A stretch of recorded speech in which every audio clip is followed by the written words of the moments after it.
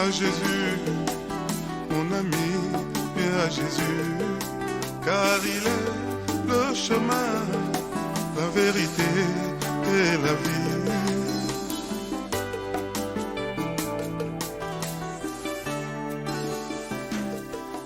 Mon ami, je vous aime beaucoup et je voudrais vous présenter un exposé cette fois-ci sur le thème « Nous sommes complets en lui ». Nous sommes complets en lui.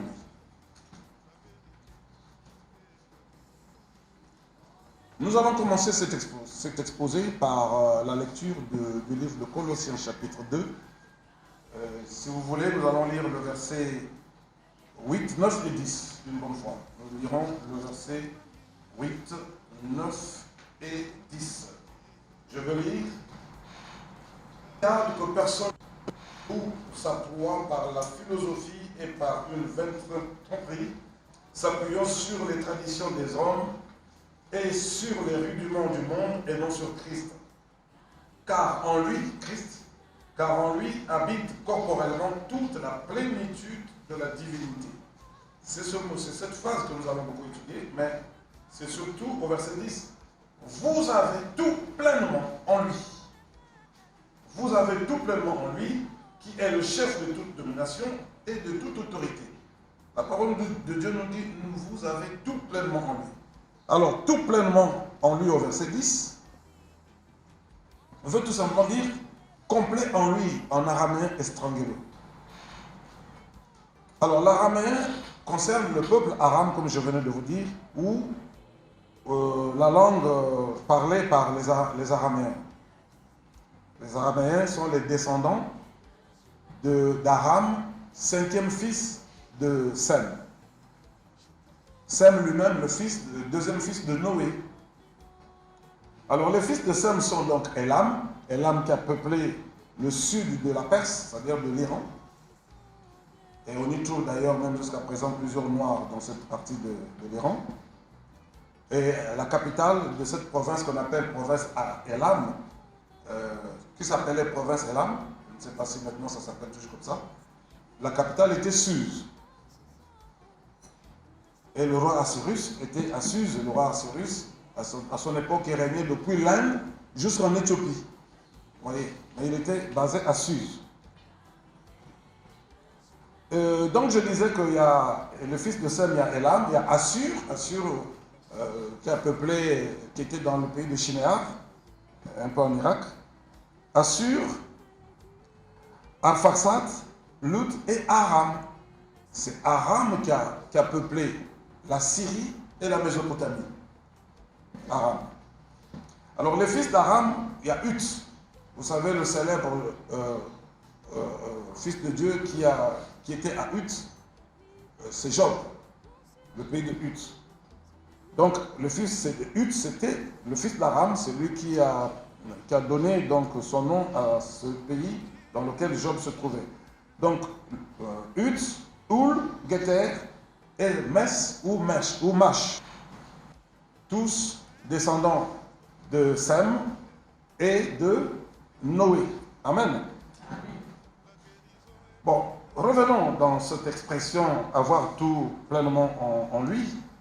La Bible dit que nous avons tout pleinement en lui, ou plus littéralement, nous sommes complets en Christ, ou nous sommes complets en lui.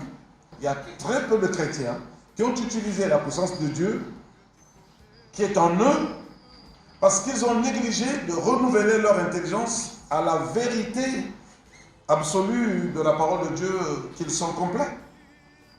C'est-à-dire qu'au lieu de croire à cette vérité, ils ont négligé de renouveler leur intelligence. C'est-à-dire maintenant que vous entendez que vous êtes complet en lui, vous devrez renouveler votre intelligence pour la fixer sur ce que vous venez d'entendre. Mais très peu de chrétiens l'ont fait. Vous voyez? Alors, lorsque le chrétien croit peu, il croit trop peu à ce que Dieu a dit, il manifeste moins que ce qui lui appartient de droit et légalement en tant que fils de Dieu. L'exemple de ce que je vous dis se trouve dans le livre de Luc, chapitre 15, avec le grand frère du fils de l'enfant prodigue. Le grand frère de l'enfant prodigue était dans la maison de son père, mais il croyait très peu que les biens qui appartenaient à son père étaient aussi à lui. Il fallait que le père le lui rappelle en disant, mais mon enfant, mais tu es toujours avec moi et ce qui m'appartient est à toi. Vous voyez ça? Il croyait très peu. Et nous sommes parmi ces gens-là qui avons cette croyance faible. Alors que Dieu a tout fait. Est-ce que vous me comprenez? Et donc, si nous lisons le livre de Jean chapitre 17, je voudrais vous dire que vous en aurez la possibilité de lire cela quand vous serez à la maison. Donc, si vous pouvez lire Jean chapitre 17 à partir du verset 17 jusqu'au verset 25, vous trouverez quelque chose d'extraordinaire. Comment Dieu dit qu'il était, comment Jésus dit que Dieu était en lui et lui en nous, dans les apôtres, et comment Dieu pouvait se manifester en Jésus et se manifester aussi dans la vie des apôtres de la même façon. Regardez le verset, je suis en Jean 17, je vais lire le verset 17. Il est écrit, sanctifie-les par ta vérité, ta parole est la vérité. Si la parole de Dieu est la vérité, donc ce que la parole de Dieu dit est vrai pour nous. Alors qu'est-ce que la parole de Dieu dit, par exemple, qui est vrai pour nous? Je vais lire, vous pouvez commencer la lecture au verset 18 jusqu'au verset 25, mais moi je vais prendre le verset... Je vais prendre le verset 22 et 23. Écoutez, il est écrit. Je leur ai donné la gloire que tu m'as donnée. Donc, vous pouvez vous imaginer que la gloire qui était en Jésus, que Dieu avait donnée en Jésus, c'est la même gloire que Jésus a déposée en nous. C'est extraordinaire. Mais renouvelons notre intelligence pour voir ça. La gloire, là, c'est quoi? Regardons le verset, je ne vous donne pas l'explication, mais vous connaissez. La gloire de Dieu, c'est son esprit en nous. Vous pouvez vous rappeler de la lecture de Ésaïe 43, verset 7. Tout ce que j'ai créé pour ma gloire. Et il y a d'autres versets où on dit que tous sont péchés sont privés de la gloire de Dieu, ils sont privés de la puissance de Dieu, ils sont privés de l'Esprit Saint. Regardez le verset, j'aurais lu le verset 22. Je leur ai donné la gloire que tu m'as donnée afin qu'ils soient un comme nous sommes un. Moi en eux et toi en moi, afin qu'ils soient parfaitement un. Et que le monde connaisse que tu m'as envoyé et que je les ai et que tu les as aimés comme tu m'as aimé. Le même amour. Dieu a manifesté ce même amour en Jésus et il le manifeste aussi en nous. Il manifeste cet amour à nous comme il l'a manifesté à Jésus qui est son Fils. C'est extraordinaire. Et si vous lisez le verset 24 par exemple, Père, je veux que là où je suis, ce que tu m'as donné soit aussi avec moi, afin qu'ils voient ma gloire, la gloire que tu m'as donnée, parce que tu m'as aimé avant la fondation de ce monde. Verset 25. Le monde ne t'a point connu, mais moi je t'ai connu, et ceux-ci ont connu que tu m'as, comment? Envoyé. Il y a des choses que vous pouvez voir. Donc il y a la plénitude de Dieu qui était en Christ, et la même plénitude qui était en Christ est en nous. La même gloire. Alors c'est à toi de renouveler l'intelligence, de savoir qu'il y a quelque chose, c'est-à-dire amener votre croyance à l'extrême.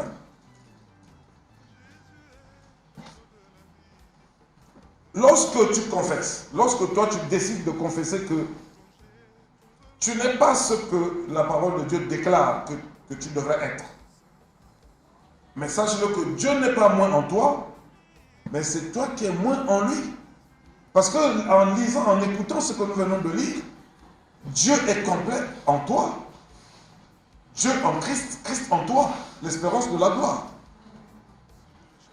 Mais si toi tu crois moins, ça n'enlève rien de la complétude de Dieu en toi. Mais c'est toi qui es moins en Dieu. C'est ça le problème. Et littéralement, ceci fait de toi un menteur. Parce que Dieu ne peut pas mentir. Parce que tu as confessé que Dieu n'est pas toi et qu'il n'a pas fait quelque chose pour toi. alors qu'il a fait. Donc, tu sais bien que Dieu est vérité, et ce sont les hommes qui sont des pharisiens, qui sont des menteurs et des hypocrites. Les hommes. Et nous les voyons tout le temps. Maintenant, comprenez que l'acception française habituelle des mots « avoir tout pleinement en lui » ne confie pas suffisamment d'emphase dans cette phrase biblique. Vous avez tout pleinement en lui. Il n'y a pas tellement d'emphase en français. Les textes grecs et araméens se lisent « vous êtes complet en lui ». Vous êtes complet en lui. Mais c'est l'araméen qui donne beaucoup plus de précision. L'araméen donne une précision nettement supérieure. En araméen, il existe 4 formes de conjugaison différentes pour exprimer, je veux dire 4 formes grammaticales différentes pour indiquer l'intensité d'un verbe, l'intensité, la force d'un verbe. Il existe 4 formes. Il n'existe pas en français de formes verbales qui correspondent à cette conjugaison en araméen, à cette forme araméenne. Même en araméen d'ailleurs, très peu de verbes se conjuguent, très peu de verbes peuvent être conjugués dans ces 4 temps, dans ces 4 formes. Vraiment très peu. Parce que c'est des formes rares. Et c'est à ce niveau-là que Dieu veut que nous arrivions. La première conjugaison est kal en hébreu. En hébreu c'est kal, mais en araméen strangelo c'est pehal. Pehal.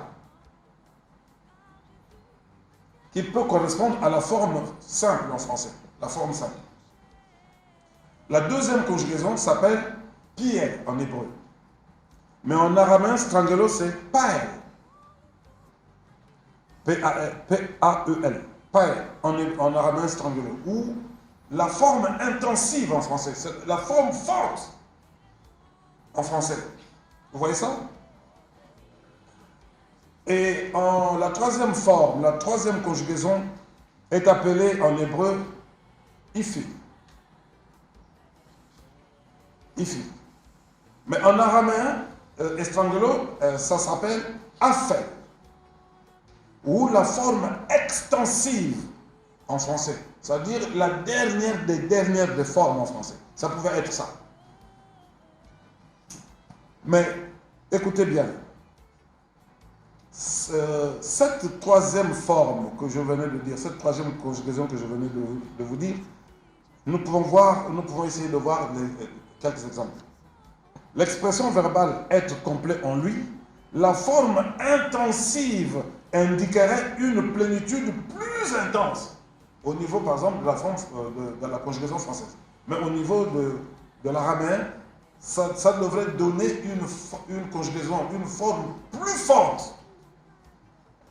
On peut d'abord faire une tentative de traduction de cette forme-là. Elle devrait, par exemple, se présenter en ces termes. Être complètement. Vous voyez? Être complètement. Ça, c'est déjà la forme intensive. Je parlais de la forme extensive, n'est-ce pas? Ça devrait être déjà la forme extensive. Mais regardez. Or, la forme extensive indique une intensité plus grande encore que la forme intensive. C'est-à-dire, il y a la forme simple, la forme intensive et la forme extensive. La forme extensive est plus forte que la forme intensive, la forme intensive est plus forte que la forme simple. C'est-à-dire, vous partez du faible au fort et du fort au plus fort. Est-ce que vous comprenez? Donc ça serait à peu près à ce niveau-là. Mais la forme extensive indique une conjugaison plus grande, plus forte, et qui pouvait se traduire par « nous sommes complètement et absolument complets en lui ». Est-ce que vous me comprenez? Amen. Ça devrait se traduire que Dieu a fait de nous des personnes qui sont complètement et absolument complet en Christ. Mais ça devrait être très fort. Et il faut que ton mental arrive à ce niveau-là. Mais si en Colossiens 2,10, Dieu avait utilisé l'expression verbale être complet en lui dans cette dernière acception que je venais de dire, mais ça devrait être merveilleux, ça devrait déjà nous dire que Dieu a fait quelque chose de fort et c'est nous qui ne suivons pas, qui ne comprenons pas. Parce que quand Dieu te dit, si Dieu s'était arrêté là pour te dire, mon enfant, tu es complètement et absolument complet en Christ. J'ai fait de toi un être complètement et absolument complet en Christ. Si ça s'était arrêté là, ça serait tellement fort dans notre mental si nous étions capables de nous élever à ce niveau. Mais or, Dieu surpasse encore ce niveau-là. Non, notre Père nous aime tellement. Il surpasse encore ce niveau pour nous amener à une autre dimension supérieure.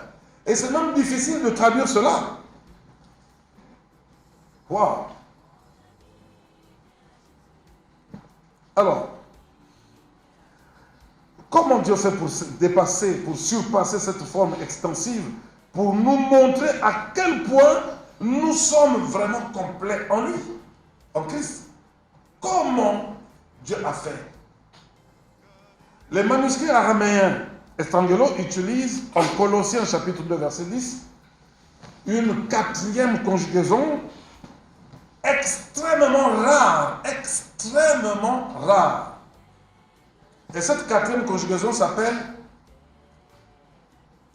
itpael en hébreu. Et en araméen Estrangelo, ça s'appelle shafer. Ça s'appelle shafer. Ou ce qui correspondrait, ou qui serait la forme ultra extensive en français. Ultra extensive, ça veut dire que ou ultra ou hyper extensive.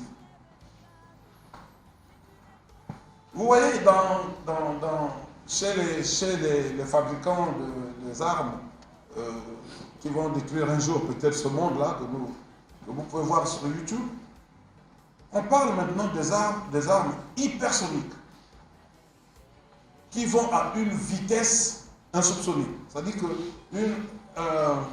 qu'une arme hypersonique peut passer ici, nous ne pouvons même pas nous rendre compte que c'est passé. C'est-à-dire, déjà un avion qui est supersonique seulement, il passe ici, il va frapper, il le repasse, il atterrit. C'est en ce moment-là que nous pouvons avoir le son qui est passé. Et on met encore du temps, pour avoir le son qui est repassé. Alors qu'il a déjà fait le travail depuis. Mais lorsqu'il arrive à une vitesse hypersonique, mais attendez, je ne sais même pas, c'est-à-dire qu'il te fait le tour du monde je ne sais pas en combien d'heures, c'est tellement trop fort. Mais regardez maintenant, si vous ramenez ça à Dieu, c'est à ce niveau-là que Dieu veut que notre mental s'élève. Quelqu'un peut dire Amen. Amen. Alors cette quatrième conjugaison, comme je venais de vous dire, en hébreu, c'est itpael, et en araméen Estrangelo, c'est shafer. Et ce qui serait la forme ultra extensive en français. Elle ne se trouve qu'à quelques reprises seulement dans la parole de Dieu, dans la Bible, à quelques reprises. On ne trouve pas ça partout, parce que c'est une conjugaison très rare. Cette conjugaison très rare, cette conjugaison est très rarement utilisée et difficile à traduire. Les experts en langue connaissent ça. Moi, je vous dis sincèrement que c'est difficile à traduire. Et ceux qui ont fait la tentative de traduction, qui nous ont rapporté cela dans leurs écrits, ils expriment qu'ils ont eu des difficultés. Vous voyez? Mais voici une tentative qu'ils ont proposée. Une tentative de traduction de Colossiens chapitre 2 verset 10. Dans la forme eshtafar, la forme passive. Écoutez, ça veut dire ceci. Nous sommes, ce que Dieu veut que nous comprenions, c'est ceci. Nous sommes complètement de foi et absolument complet en Christ. Vous voyez à quel niveau Dieu nous amène? Dieu veut que nous soyons complètement et absolument complets en Christ. Mais pour ça, pour que vous arriviez là, il faut que vous soyez absolument et complètement convaincus. Il faut que vous soyez convaincus dans votre mental que Dieu vous a fait pas des vainqueurs, pas de plus que vainqueurs, pas de super vainqueurs, mais il a fait de vous des hyper vainqueurs.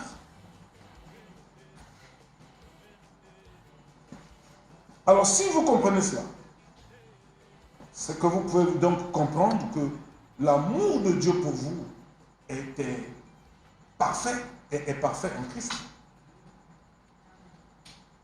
Maintenant, l'une des reprises de ce que je suis en train de vous expliquer, l'une des reprises se trouve en Daniel chapitre 3. Allons-y voir Daniel chapitre 3.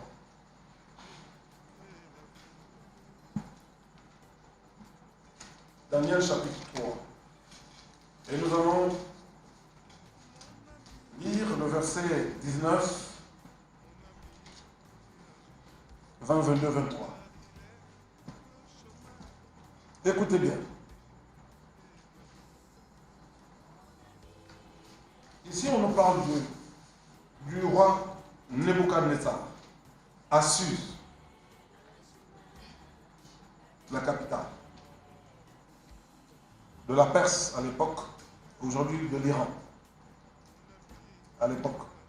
Aujourd'hui, la capitale de l'Iran, c'est Téhéran, n'est-ce pas? Mais à l'époque, c'était Suse, dans la province de Elam. Elam, l'un des enfants de Sem. Lisons le verset 19. Sur quoi Nebuchadnezzar fut rempli de fureur. Pourquoi? Parce que Nebuchadnezzar avait décidé que les gens devraient prier plutôt autre chose que leur Dieu, et que si quelqu'un se mettait à prier son Dieu dans un délai de quelques mois, non, plutôt adorer, je crois, adorer sa statue d'or qu'il venait de mettre. Et si quelqu'un pouvait se détourner de ça pour adorer un autre Dieu que sa statue, cet homme-là serait jeté dans la fournaise ardente. Mais les trois compagnons de Daniel ont dit, nos vies ne valent rien, mais nous adorons l'Éternel. Et donc, quand on a rapporté ça au roi, le roi s'est fâché. Il s'est mis en colère, même pas en colère, mais il était furieux. Et c'est pour ça qu'au verset 19, on nous dit, sur quoi Nebuchadnezzar fut rempli de fureur et il changea de visage en tournant ses regards contre Shadrach, Meshach et Abednego. Donc contre Anania, Mishkaël et Azaria. Ce sont les noms hébreux de ces trois-là. Et ça, ce sont les noms perses qu'on leur avait donnés. Il reprit la parole et ordonna de chauffer la fournaise, combien de fois? 7 fois plus qu'il ne convenait de la chauffer. Écoutez bien. Quand quelqu'un veut chauffer une fournaise 7 fois pour brûler un cafard, il faut bien voir l'intensité de sa haine. Et un homme de chair, comme des hommes de chair comme les trois compagnons de Daniel, avec leurs vêtements, mais dans un feu qui est chauffé à un degré normal, à la forme plus simple, il brûlerait en un rien du temps. Oui ou non? Amen. Mais si on pouvait chauffer cette fournaise à 2 fois de plus, le feu serait déjà dans sa forme intensive, dans sa forme plus forte. Et ça brûlerait, peut-être, s'il devrait avoir un reste, le feu pouvait brûler tout ça, chauffer à ce niveau de degré. À ce degré-là, je voulais dire. Mais si on avait chauffé ce feu-là 3 fois de plus, le feu serait extraordinairement déjà chauffé. Ça serait déjà à la forme extensive. Le feu serait trop fort pour brûler un corps, un humain. Mais le roi a demandé que le feu soit chauffé 7 fois de plus. Et le nombre 7, c'est la perfection. Et vous voyez, ils ont chauffé 7 fois de plus la fournaise pour brûler 3 individus avec leurs vêtements. Mais il y a une chose que vous allez comprendre. C'est que les 3 compagnons de Daniel, là, ils avaient un mental qui était au-delà de la chaleur, au-delà de la fournaise ardente. Ils avaient ce mental-là, qui était au-delà.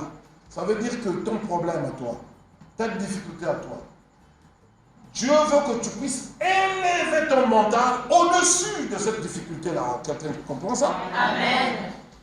C'est là où Dieu veut. C'est pour ça qu'il te dit, dans cette forme ultra extensive que nous avons vue, en araméen estrangulon, que tu es complètement et absolument complet en lui, en Christ. Ils ont donc chauffé cette fournaise ardente 7 fois. Écoutez le verset 20 dit, puis il ordonna à quelques-uns des plus vigoureux soldats de son armée de lier Shadrach, Meshach et Abednego et de les jeter dans la fournaise ardente. Nebuchadnezzar a utilisé tout ce qui était fort. Il n'a pas utilisé les soldats, il n'a pas utilisé les soldats vigoureux, mais il a utilisé les soldats plus vigoureux. Déjà, la fournaise ardente est chauffée combien de fois? 7 fois. Et il prend en compte les soldats qui sont les plus vigoureux. Il aurait pu prendre les soldats, ça serait simple. S'il avait pris les soldats vigoureux, ça serait simple. Mais parmi les vigoureux, il a choisi ceux qui étaient comment? Plus vigoureux. C'est eux qui disent, attrapez-moi les 3 là comme si c'était des fuyards ou bien des... je ne sais pas quoi. Vous voyez. Et c'est à cette force-là que Nebuchadnezzar, que l'ennemi présentait, Dieu veut que vous puissiez lui contrer cette force avec une force mentale supérieure. Mais cette force mentale, c'est celle que Dieu te dit qu'il a fait de toi un être complet, un être complètement et absolument complet en Christ. Amen. Non, si tu sors d'un enseignement de ce genre et que tu ne réfléchisses pas à plusieurs fois, ça veut dire que tu n'as rien compris. Parce que ça, c'est quelque chose qui devrait changer complètement ton attitude mentale. Tu as une douleur, elle vient, et puis quand tu penses à ça, tu réfléchis, tu élèves ton mental et tu dépasses. Amen. Est-ce que quelqu'un comprend? Amen. Regardez ici. Le verset 21 dit quoi? Ces hommes furent liés avec leurs caleçons, leurs tuniques, leurs manteaux et leurs autres vêtements et jetés au milieu de la fournaise ardente. Écoutez-moi bien. Voyons, disséquons un peu. Il a dit 7 fois la fournaise doit être chauffée pour brûler des humains. Ce n'est même pas le fer. Ce n'est même pas pour dissoudre le fer, mais pour brûler la chair. Vous voyez ça? Vous avez déjà fait la braise. Vous mettez le charbon, vous mettez la viande sur la braise et puis ça cuit. Et si vous laissez ça là, ça se calcine. Mais on doit brûler quelqu'un, on chauffe 7 fois le feu. Ça, c'est la première des choses. Deuxième, il choisit les plus vigoureux de ses soldats. Et la troisième chose qu'il fait, il ne jette pas ces hommes-là à côté du feu, au bord du feu, il s'est dit que si on les met au bord, ils vont vite sortir en courant. Mais il dit, projetez-les au milieu, parce que du milieu jusqu'au bord, le temps qu'ils se déplacent, ils ont déjà fini de brûler. Est-ce que vous comprenez ça? Amen. Tout ce qu'il a choisi était à l'extrême.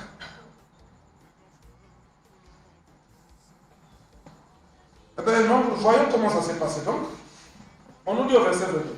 Comme l'ordre du roi était sévère et que la fournaise était, en français on dit, était extraordinairement chauffée, et ce n'est que le mot comme ça là qu'on peut dire, extraordinairement chauffé, mais si c'était en araméen exangelo, on devait voir que ça a été chauffé à peu près, le verbe devait être conjugué à la 4e forme pour démontrer l'intensité inimaginable de ce feu. Oui. Il dit extraordinairement chauffé, la flamme tua les hommes qui avaient jeté Shadrach, Meshach et Abednego. Vous voyez, eux ils s'approchent du feu, ils projettent les gens au milieu, eux-mêmes ils meurent, ils se brûlent et ils meurent. Pourtant ils étaient les plus vigoureux des soldats. Et le verset 23 dit quoi? Et ces trois hommes, Shadrach, Meshach et Abednego, que vous pouvez bien lire, rappelés par leur nom, Ananias, Mishaël et Azaria, tombèrent liés au milieu de la fournaise ardente. Ils sont tombés là. Ça, c'est la forme ultra extensive. Ce que nous venons de lire là. Si vous essayez de projeter l'image et de voir le film dans votre mental, c'était, je ne sais même pas si le mot horrible est quelque chose de juste. Sinon ça dépasse. Il faut chercher un mot qui dépasse ça. Vous voyez ça? Tout simplement parce qu'ils ont refusé d'adorer une idole. Voilà. Ils ont refusé d'adorer une idole. On dit, voilà ce que vous allez subir. Et ça, c'est la première forme que vous pouvez retrouver ici. Et si vous faites l'étude de l'histoire de David avec Goliath, vous verrez à peu près la même forme. Amen. Amen. Goliath, son envergure, les armes qu'il porte, à côté du petit David. Ici, le feu chauffait extraordinairement cette fois. Les vigoureux soldats pour les projeter. Et après, il faut les jeter au milieu de la fournaise. Avec des personnes de chair, des personnes charnelles de chair, avec leurs vêtements qu'on doit jeter. Il y a toujours quelque chose de fort qui vient en face de quelqu'un qui paraît faible. David avait 15 ans quand il a affronté Goliath. Il était dans cette fourchette d'années. Mais qu'est-ce qui s'est passé? David a utilisé son mental. Il dit, pourquoi vous avez peur de ce chien-là? Et il dit, l'Éternel va le livrer entre mes mains. Je lui couperai la tête. Et le monde entier saura que Israël a un Dieu. Est-ce que le monde entier ne le sait pas? Amen.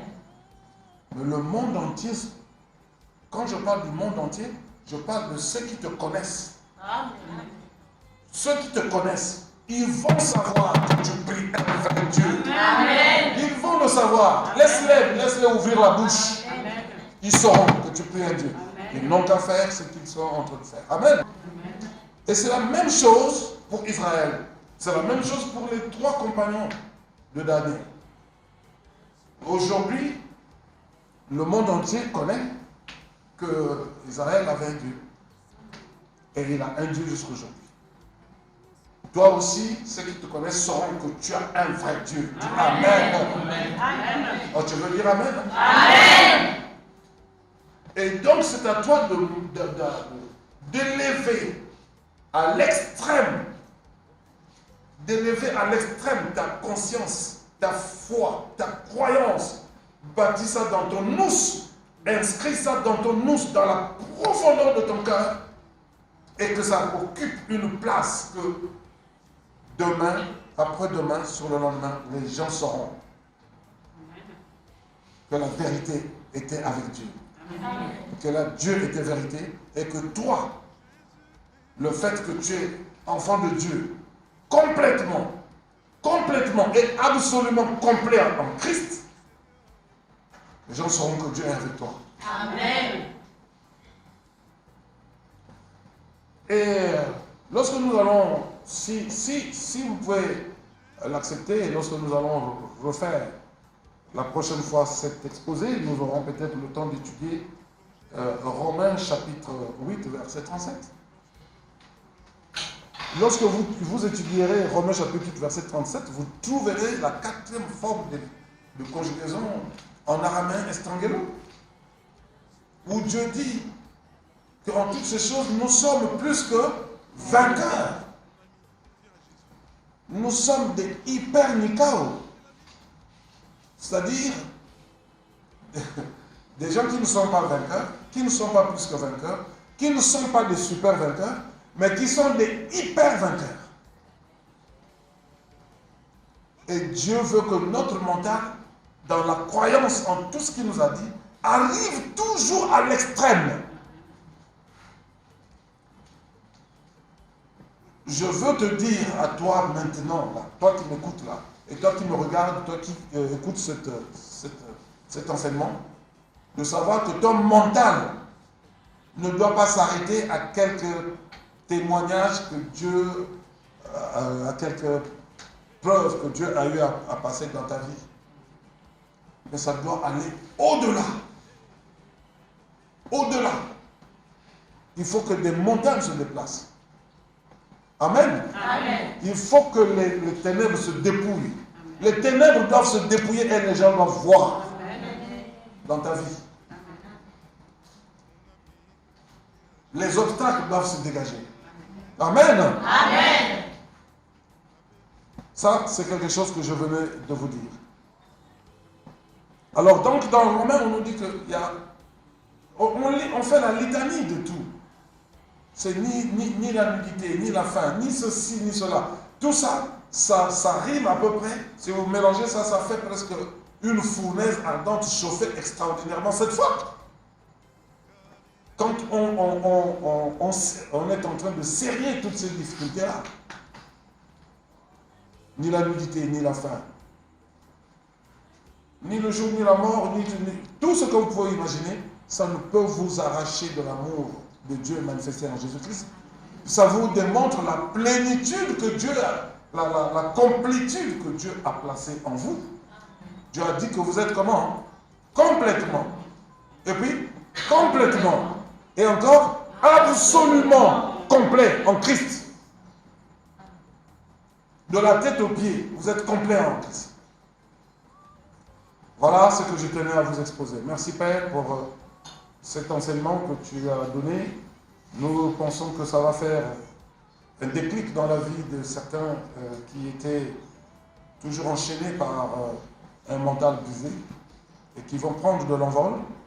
Merci parce que je sais que tu vas faire encore quelque chose et qu'il y aura des témoignages dans leur milieu. Tout ceci, c'est au nom de Jésus-Christ, notre Seigneur, pour prier et nous disons Amen. Amen.